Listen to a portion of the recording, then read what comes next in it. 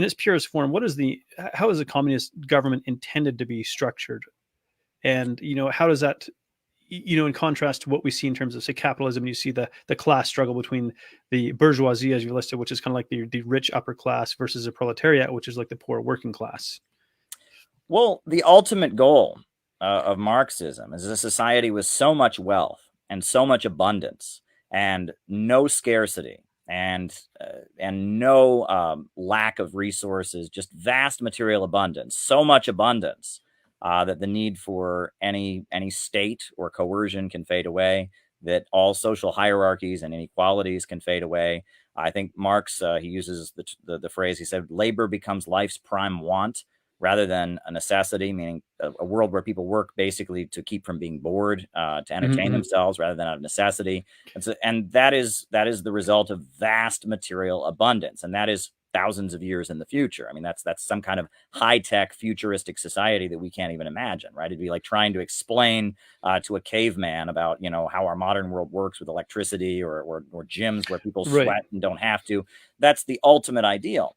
But the road to getting there is rational control of the means of production, right? We live in a society where production and the economy is organized for profit. We don't have houses because people need a place to live. We have houses so companies and landlords and bankers can make money. We don't have food so people can eat it. We have food so agribusiness and big box stores can make money selling it.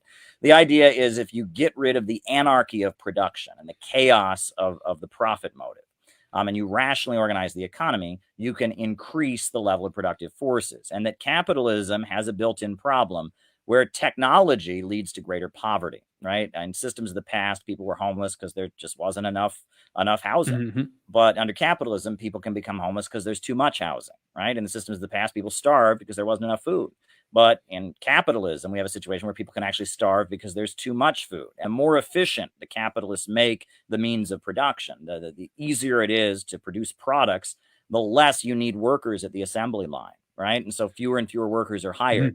And the result is this is called overproduction, right? And this is the problem of overproduction. And that big long-term economic crises in capitalism usually come after a big leap in technological progress. And the computer revolution has created one of the biggest leaps in technological progress we've ever seen. And it's leading to a prolonged economic crisis. There are millions of people who have no place at the assembly line. They are making cars and iPhones and iPads and food products more efficiently than ever before, but they need fewer workers than ever before to do it. And that is the underlying basis of the economic crisis. And ultimately, the idea is that with the banks, factories, and industries organized to serve public good and not profits, with the economy being rationally planned and controlled, this contradiction can be overcome, and growth and technological advancement can walk hand in hand.